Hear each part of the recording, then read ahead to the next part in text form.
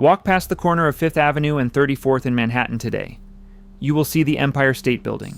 You will see the steady stream of tourists waiting for the observation deck. What you will not see is any indication that for 72 years before the skyscraper was built, that corner held a brownstone where a woman named Caroline Astor decided who, in the United States of America, was a real person. She had a list. The list was 400 names long, kept on a slip of paper in her writing desk on the second floor. If you were on it, you were invited to her ballroom. If you were not, you were nobody. That is one chapter of this story. There are 8 others. The Astor family arrived in America in 1784. By the time the Empire State Building replaced their hotel, they had been the wealthiest family in New York for almost a century. They were, by most reasonable measures, the richest old money family in New York history. What I want to walk through here is what happened to them. 242 years, from a German immigrant landing in Baltimore Harbor with about $25 to his great-great-great-grandson, who in April of 2026 lost his seat in the British House of Lords after the family had held it for 110 years. Along the way, the Astors lost a passenger on the Titanic. They produced the most famous elder abuse trial in modern American history. They built a swimming pool in Buckinghamshire that, for reasons we will get to, brought down a British government in 1963. Most American dynasties either keep their money or implode publicly. The Astors did neither. They faded. While they were fading, their addresses in Manhattan were turned into other things. This is the Astor story: the fortune, the feud, the disappearance, and what is left. Chapter 1. The address that doesn't exist anymore. The Astors built more vanished real estate than any other American family. I do not mean they had the largest empire that fell apart. The empire held fine. What I mean is that almost every famous address they put their name on, every mansion and hotel and country estate that defined them in their lifetime, no longer exists or no longer belongs to them. 350 Fifth Avenue, demolished in 1895. 338 Fifth Avenue, demolished in 1893. The Waldorf Astoria Hotel that was built on top of those 2 lots, demolished in 1929. 840 Fifth Avenue, demolished in 1926. Beechwood in Newport sold in 1940. Cliveden in Buckinghamshire, given to the National Trust in 1942. Hever Castle in Kent, sold in 1983. Most of those buildings were among the most photographed private addresses in the United States or the United Kingdom in their day. None of them is currently an Astor home. This is what I want to start with. Before the founder, before the family wars, before any of the actual story, the geographical erasure, the pattern is most concentrated on a single block in Midtown Manhattan. In the early 1860s, the Astor brothers, John Jacob III and William Backhouse Jr., built 2 adjacent brownstones on 5th Avenue between 33rd and 34th Streets. They were brothers. Their wives, who lived in those houses, did not speak to each other for almost 3 decades. By the 1890s, both brothers were dead, and the heirs decided independently to tear the brownstones down. The first one came down in 1893. William Waldorf Astor demolished his father's house and built the original Waldorf Hotel on the lot, specifically to overshadow the brownstone of his aunt next door. The second brownstone came down 2 years later. Caroline Astor and her son tore down their own house to build the Astoria Hotel on the lot directly next door to neutralize the first one. By 1897, the 2 hotels had merged into the Waldorf Astoria. That building, the Waldorf Astoria the family had constructed out of mutual hatred, was demolished in 1929. The Empire State Building was raised on the lot. I find this strange, and I want to stop on it for a moment, because the geometry of the thing is genuinely peculiar. You can stand on the corner of 5th and 34th today, in the lobby of one of the most photographed buildings on Earth, and not realize you are standing on top of 3 different vanished Astor structures. 2 brownstones from before the Civil War. The 2 hotels they were each replaced with. The combined hotel those 2 became. 64 years of Astor real estate, same lot. None of it survives. The Newport story tells the same thing slower. Beechwood, the family summer house, sold in 1940. It changed hands several times across the rest of the 20th century. Larry Ellison, the founder of Oracle, bought it in 2010. He has spent over $100 million restoring it to look the way it did in 1881. The Astors are not part of the restoration. They are the ghosts the restoration is answering. Cliveden, in Buckinghamshire, was given to the National Trust by the Astor family in 1942. It is now a luxury hotel. There is a swimming pool there that comes up later in this film. Hever Castle, in Kent, where Anne Boleyn was raised before she married Henry VIII, was bought by an Astor in 1903 and sold by the family 80 years later. What this comes to is something simple. The Astor identity for 2.5 centuries was the addresses. By the late 20th century, the addresses were no longer the family's. The fortune kept doing fine. The fortune is not the part of the story that gets lost. The buildings are. The next chapter goes back to find the man who started buying the land. He arrived in Baltimore Harbor in March of 1784 with about $25 and a stock of German flutes. He bought the land before there were addresses to put on it. Chapter 2: The Immigrant Who Bought Manhattan. In 1807, Aaron Burr needed to leave the country. The former vice president had been acquitted at his treason trial that summer, but his political career was finished. He had killed Alexander Hamilton in a duel 3 years earlier. He was about to sail for Europe, and to fund the trip he had to liquidate Richmond Hill, his Manhattan estate, roughly where the West Village is now. He needed a buyer who could close in days, not months. The buyer he found was an immigrant fur trader named John Jacob Astor.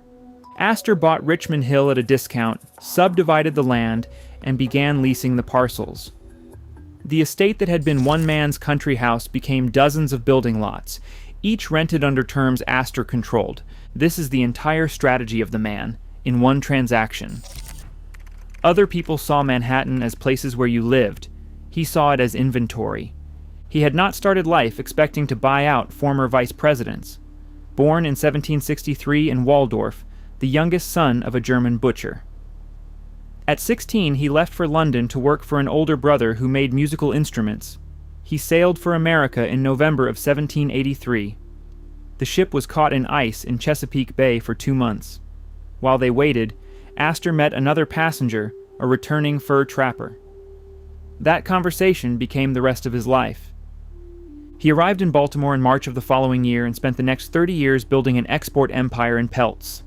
The American Fur Company, founded in 1808 with the explicit blessing of President Thomas Jefferson, eventually monopolized the fur trade across the Great Lakes and the Missouri River Basin. That was the surface business. Underneath it, Astor was running ships. His vessels crossed the Pacific, furs to Canton, tea and silk back to New York. By 1816, he was carrying something else. That year, the American Fur Company shipped 10 tons of Turkish opium to Canton aboard a packet ship called the Macedonian. China had banned opium imports 17 years earlier. Astor was the first American known to have run the route. Worth being direct about this because it tends to fall out of the standard biographies. The chartered enterprise the Jefferson administration helped create ran narcotics into a country that had banned them.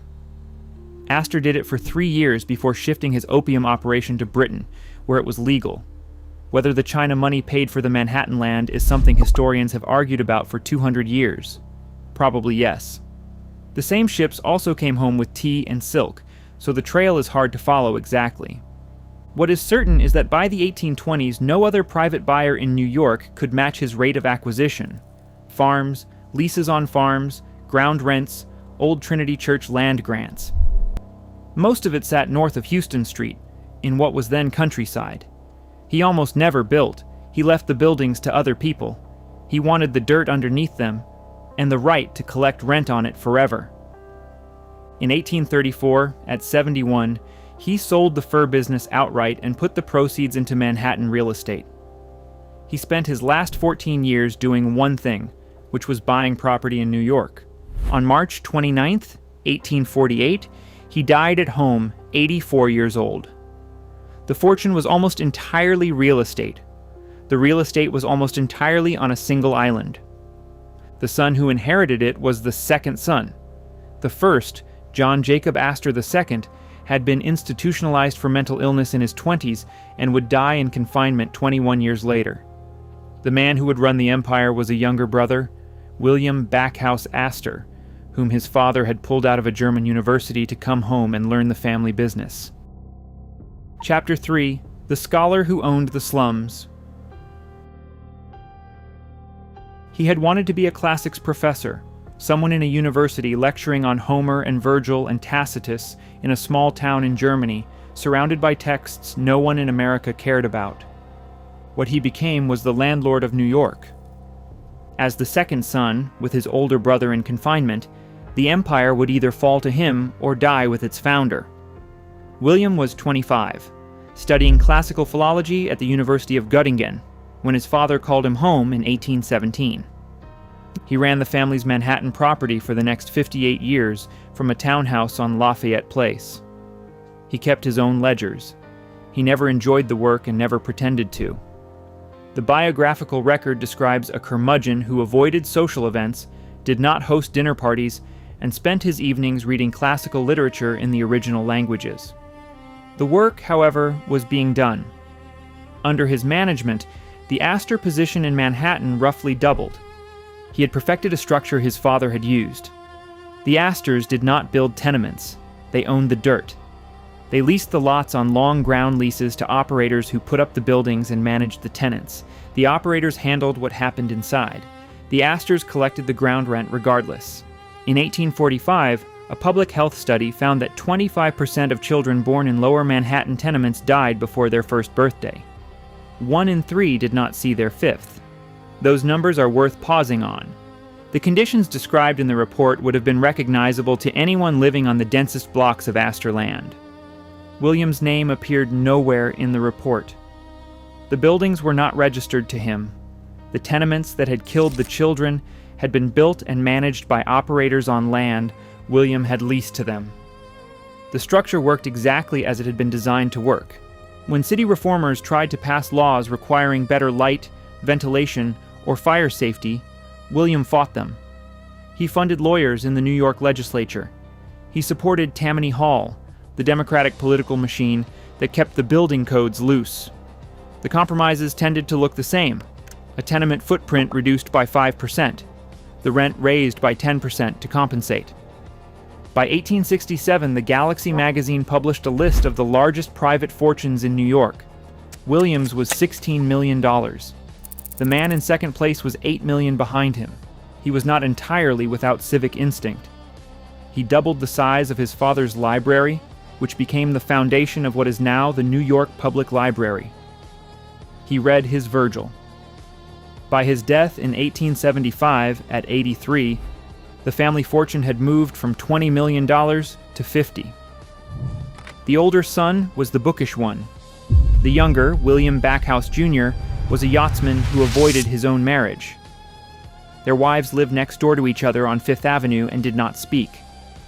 The wife of the younger son was Caroline Schermerhorn.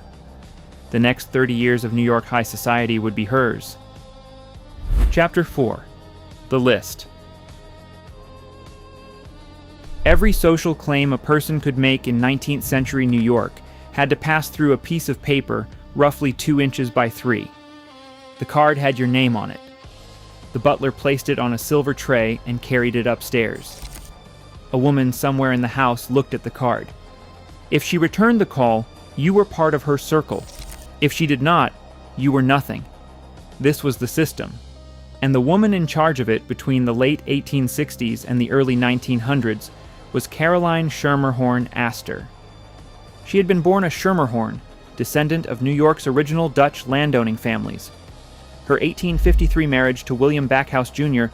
combined 3 centuries of Manhattan pedigree with unlimited Astor money. New York had never really had a person who could decide the social rules for everyone else. After her marriage, it had one. She started slowly.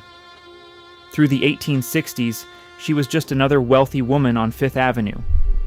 Her life was the brownstone at 350 Fifth Avenue and a ballroom upstairs that held 400 people. In 1872, a Southern man named Ward McAllister attached himself to her. McAllister had grown up in Savannah and decided New York needed a system for separating real society from the new industrial money flooding in from the Midwest. He proposed organizing the city's old families into a kind of private cartel that met at exclusive winter balls. The Patriarch Balls. 25 gentlemen, each empowered to bring 5 women and 4 men of their own selection. Caroline approved. For the next 2 decades, the Patriarch Balls were the spine of the city's social order. McAllister managed the guest lists. Caroline funded and approved. Together, they decided which of New York's new fortunes were acceptable and which were not. The most famous test was the Vanderbilts. Alva Vanderbilt had been trying for years to get into Caroline's circle and was systematically excluded. In 1883, she announced she would host a costume ball at her new Fifth Avenue mansion and let it be known that Caroline's daughter Carrie was rehearsing a quadrille for the event. Caroline asked for an invitation. The answer was that without a calling card from Mrs. Astor, no Vanderbilt invitation could come. Caroline sent the card. The Vanderbilts were in. This is the part of the story that strikes me as the most revealing. The system Caroline ran was airtight, but its real currency was not refusal. It was the threat of refusal. People who actually wanted in could find a way in if they were willing to humiliate the gatekeeper publicly. McAllister, by the late 1880s, had become a problem. He had started talking to newspapers. He published a memoir in 1890 called Society as I Have Found It, which made him sound like a pompous clown. The press started calling him Mr. Make-a-Lister. In February of 1892, he gave the New York Times what he called the official list of the 400, 319 names from 169 families. The number came from his earlier remark to a reporter that there were only about 400 people in fashionable society. The same number conveniently fit Caroline's ballroom. The Times printed it. The country read it. The list had a half-life of about a decade. McAllister died alone in 1895, dining at his club. Caroline did not attend his funeral. She kept hosting through the late 1890s from a larger chateau on 5th and 65th, designed to hold 1,200. After her last great ball in 1905, she fell on her staircase and broke her hip. She died 3 years later, suffering from advanced dementia. By then, the system was unraveling. The next generation of hostesses cared less about policing who counted and more about using their houses for political access. The 400, as a working institution, did not survive her by 10 years. What survived was the idea that in any country with new money, a small group of people decides who else is real. The Astors had not invented the impulse. They had simply produced its most efficient American version. She had one son. His name was John Jacob Astor IV. The hotel war that split the family. The marriage that scandalized it. The night on the Atlantic in 1912. All of those stories begin with her. Chapter 5. Built out of spite. He wanted to know how he would be remembered, so in the summer of 1892, William Waldorf Astor had his servants tell American reporters that he had died of pneumonia. He waited to read his own obituaries. When the ruse was exposed, he was mocked publicly across the United States. This is the man who hated his aunt enough to build a hotel to spite her. The aunt was Caroline Astor. The two of them had been at war over a single question for nearly a decade. The question was who got to be called Mrs. Astor. Until 1887, there had been 2 Mrs. Astors. William Waldorf's mother, Charlotte, was the wife of the elder Astor brother, John Jacob III. Caroline was the wife of the younger, William Backhouse Jr. Both used the title politely. When Charlotte died that year, Caroline shortened her own card from Mrs. William Astor to simply Mrs. Astor. This was awkward but tolerable while John Jacob III was still alive and senior male of the family. By his lights, the title belonged to his daughter-in-law, not his sister-in-law. He died in 1890. William Waldorf inherited the head of family role and immediately tried to assert the title for his wife, Mary. Caroline disagreed. She kept her cards as they were. What followed was less an argument than an architectural war. By the early 1890s, William Waldorf had inherited his father's brownstone. Caroline still lived next door, in hers. Neither wife had crossed the garden between them in 25 years. In 1893, William Waldorf had his father's brownstone torn down and erected the original Waldorf Hotel on the lot. 13 stories. Designed in the form of a German Renaissance chateau. It loomed over Caroline's residence next door. Inside the hotel were public dining rooms and bars, which polite society at the time did not patronize.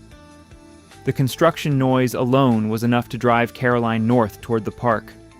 Caroline reportedly called it a glorified tavern next door. I think that line is worth keeping. She did not move out immediately. She waited 2 years, then tore down her own brownstone and built the Astoria Hotel on the lot. 16 stories.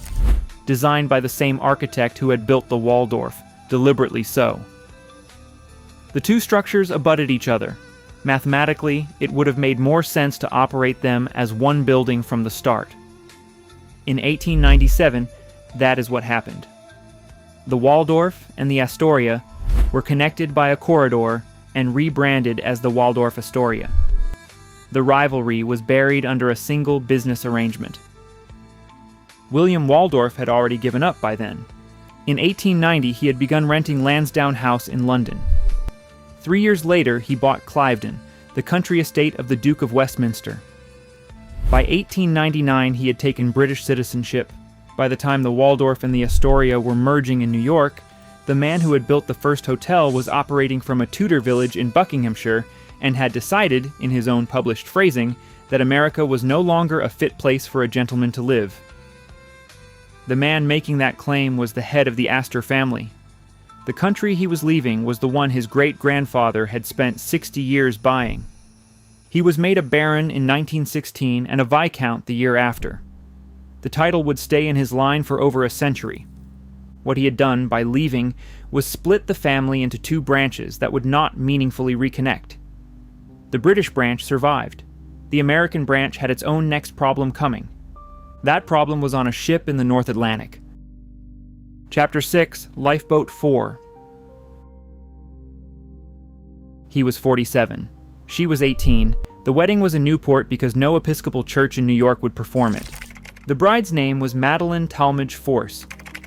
The groom was John Jacob Astor IV, only son of Caroline Astor, head of the American branch of the family. By any standard of 1911, the marriage was a scandal. The age gap alone was disqualifying. The groom had divorced his first wife 2 years earlier. The bride's family was respectable but minor. Caroline, his mother, had been dead 3 years and could not impose order on him. The Episcopal Church refused to perform the ceremony. The groom had spent most of his life producing the kind of newsworthy behavior that had made him famous for nothing in particular. He had been born in 1864, raised at 350 Fifth Avenue, sent to Harvard. By his 30s, his net worth was approaching $87 million. He let his managers handle the buildings. What occupied his time was side projects, a bicycle brake patent, a vibratory disintegrator, which was a kind of road grader, a turbine engine design, a yacht, a science fiction novel about life on Saturn.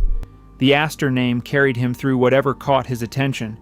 His one consequential real estate project was the St. Regis Hotel, built between 1904 and 1909 at Fifth Avenue and 55th. He intended it as a private hotel for old money, contrasting deliberately with the Waldorf Astoria his cousin had built downtown. The St. Regis still stands, the only major Astor building of his generation that was not eventually demolished. He divorced his first wife in 1909. Her name was Ava Lowell Willing of Philadelphia, and the marriage had been awkward for years. The divorce alone was scandalous because divorce in his social world in 1909 was scandalous in itself. What he did 2 years later was scandalous in a different way. He met Madeline Force at Bar Harbor in the summer of 1910. She was 17. They were engaged the following summer. The wedding was in September of 1911. The newlyweds went to Egypt to wait out the gossip. By February of 1912, Madeline was pregnant. They arranged to come home on a new British ship, making its maiden voyage from Southampton to New York. They boarded at Cherbourg on April 10, 1912, with a private suite, a maid, a nurse, 2 manservants, and an Airedale terrier named Kitty. 4 nights later, the Titanic struck an iceberg. What happened in the next 2 hours and 40 minutes has been documented from every possible angle. I will not retell it in detail. What matters here is what Astor did on the boat deck. Around 12:40 a.m., as lifeboat number 4 was being loaded. He helped Madeline into the boat. He asked the officer in charge whether, given that his wife was pregnant, he might join her. The officer was Second Officer Charles Lightoller, who had been told that the rule was women and children only. Lightoller said no. Astor accepted the answer. He stepped back from the boat. He stayed on the deck with the men. Lifeboat 4 was lowered shortly afterward, with Madeline aboard. The Titanic broke apart and went down at 2:20 a.m. Astor was last seen at the deck rail, watching the boats go. The recovery ship Mackay Bennett pulled his body from the North Atlantic on April 20th. The wallet identified him. The gold pocket watch was still in his vest. Madeline survived. She was 18, pregnant, and held a stipend that ended on remarriage. She remarried twice. The bulk of the fortune went to Vincent, J.J. IV's 20-year-old son from his first marriage, who ran the family's American real estate position for the next 40 years. The unborn child was born in August of 1912. He was named John Jacob Astor. From here, the American Astor story was about caretakers. His grave is at Trinity Cemetery in Washington Heights. The headstone reads only his name and the dates. The pocket watch, recovered from his body, was wound and put back into use. 3,000 miles away, his cousin's branch was settling into Cliveden, the country estate that would, within 20 years, host the dinner parties that pulled British foreign policy toward appeasement. Chapter 7. The Castle That Ate the Family. Cliveden sits on 150 acres of Buckinghamshire chalk above the Thames, 2 miles north of Maidenhead. The Astors took it over in 1893, when William Waldorf bought it from the Duke of Westminster. He gave it to his son as a wedding present in 1906. The son's wife was a Virginian named Nancy Langhorne. Within 15 years, she became the first woman ever to take a seat in the British House of Commons. That is 2 of the 3 things Cliveden became famous for. The third damaged the family's British reputation more permanently than the first 2 combined. Nancy used Cliveden as a social and political stage. Through the 1920s, she gathered around her a circle of British political figures, journalists, and intellectuals. By the early 1930s, the circle had a public profile and a working position on what should be done about the rising power of Germany. The position was that England should not fight Hitler. Lord Lothian argued Germany had legitimate grievances about Versailles. Geoffrey Dawson, editor of The Times, suppressed reporting of German atrocities. Lord Halifax met Hitler in 1937 and came back impressed. Nancy and Waldorf supported the line and hosted the meetings. In 1937, a left-wing journalist named Claude Cockburn coined the phrase Cliveden set in his newsletter The Week. The phrase stuck. The Daily Worker picked it up, then the mainstream papers. Within a year, the Cliveden set was being blamed for British foreign policy. The accusation was overstated. The group did not run British policy. It provided a respectable upper-class sounding board for a position the government already held. Munich was Chamberlain's deal, not Cliveden's. The perception of influence, once it had taken hold, did not lift. By the time war was declared in 1939, Nancy was being treated in the left-wing British press as an honorary collaborator. She kept her Plymouth seat, but her political career was effectively over. Waldorf and Nancy gave Cliveden to the National Trust in 1942. The terms let them keep living there as tenants. Waldorf died in 1952. Nancy retired from Parliament in 1945 and died in 1964. That should have been the end of the British Astor story. The estate was the National Trust's. The political circle was disgraced. The Astor children, of whom there were several, were running other businesses or living quietly. What made Cliveden a permanent problem for the family was something nobody saw coming. By the early 1960s, parts of the estate were leased out to tenants. One of them was an osteopath named Stephen Ward, who occupied a cottage on the grounds called Spring Cottage. On a July night in 1961, at the swimming pool, Ward introduced a 19-year-old woman to the British Secretary of State for War. That introduction would, within 2 years, bring down the British government. Chapter 8. The Pool. Christine Keeler was 19 years old when Stephen Ward introduced her to John Profumo at the Cliveden pool. She was not, at that moment, wearing anything. The introduction took place on the night of July 8, 1961. Keeler was a London showgirl. Ward was the osteopath who had befriended her, brought her to weekend parties at Cliveden, and used her as social currency among his wealthy male clients. Profumo was the British Secretary of State for War, 46, married to the actress Valerie Hobson. Profumo's wife was at the party. So was the Astor host of the weekend, the third Viscount Astor, who lived at Cliveden as the National Trust tenant and was friendly with Ward. What Profumo did after the encounter was begin a brief affair with Keeler. The affair lasted between weeks and a few months, depending on which account you read. It ended when British intelligence informed Profumo that Keeler was simultaneously sleeping with Yevgeny Ivanov, a Soviet naval attaché and known intelligence officer also in Ward's social circle. That is the part that turned a private affair into a national security crisis. In March of 1963, Profumo was asked about Keeler in the House of Commons. He denied any impropriety. The denial was made on the floor of the House, under privilege. 2 months later, evidence surfaced that the denial had been a lie. He resigned in June. The fall took the rest of the government with it. Prime Minister Harold Macmillan, already weakened, never recovered politically and resigned in October.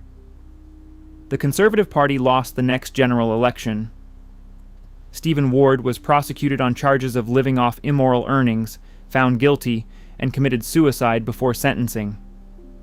Christine Keeler did jail time on a perjury charge. The Astor whose grounds the affair had started on, William Waldorf Astor III, the third Viscount, was treated by the British press as collaterally implicated for the rest of his life. His name had not been on the indictment of anyone. The pool had simply been on his estate. He died in 1966, 3 years after the resignation. The scandal had 3 lasting effects. British intelligence and security culture tightened around political vetting in ways that lasted into the 21st century. Tabloid journalism discovered that the private lives of cabinet ministers were now legitimately newsworthy and never went back.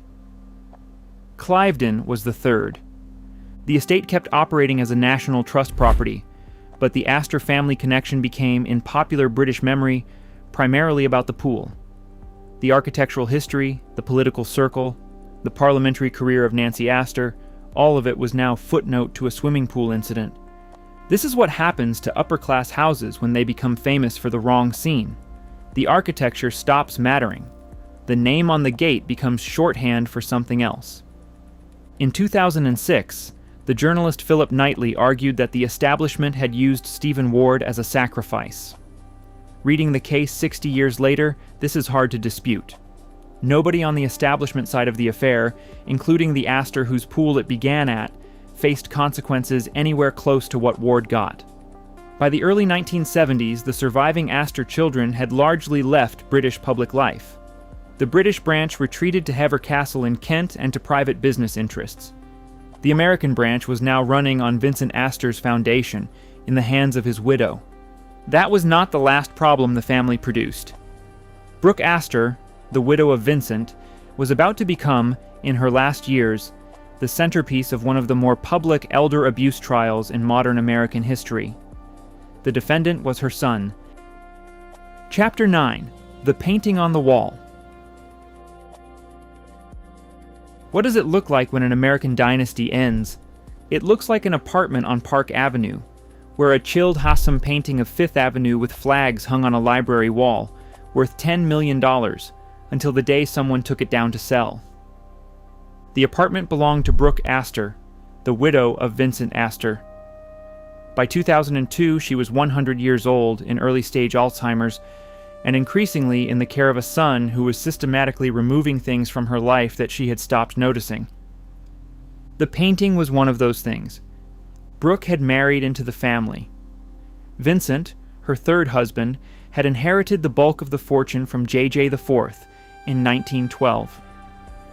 He died in 1959 and left her his foundation. Brooke ran it for 38 years, gave away approximately $200 million, and closed it in 1997. What she did was unusual. She walked the city, the New York Public Library, the Bronx Zoo, the Metropolitan Museum. She showed up at neighborhood centers in Harlem and the Lower East Side with envelopes of cash. By her 80s, she was a public figure of the social establishment who actually walked through her own city. Then her son moved in. His name was Anthony Marshall, Brooke's only child. By the early 2000s, when she could no longer follow most conversations, he began consolidating control of her affairs. Will amendments increased his share by tens of millions. He gave himself a salary of nearly $2 million a year. He sold the Hassam painting and kept the proceeds. In July of 2006, Brooke's grandson Philip filed a guardianship petition in Manhattan court, alleging elder abuse. The petition described an apartment allowed to deteriorate, a mother in soiled clothes on a sofa, and a son looting the estate. The trial of Anthony Marshall took place in 2009. It ran for 5 months. He was convicted on 14 counts, including grand larceny. Brooke had died on August 13, 2007, before the trial began. She was 105. The British branch had a title. The 4th Viscount served in the House of Lords for over 40 years. In April of 2026, after Lords reform removed the remaining hereditary peers, he lost his seat. The Astor parliamentary presence, begun in 1916, was over. What is left? A foundation that closed itself in 1997. A British title that no longer votes.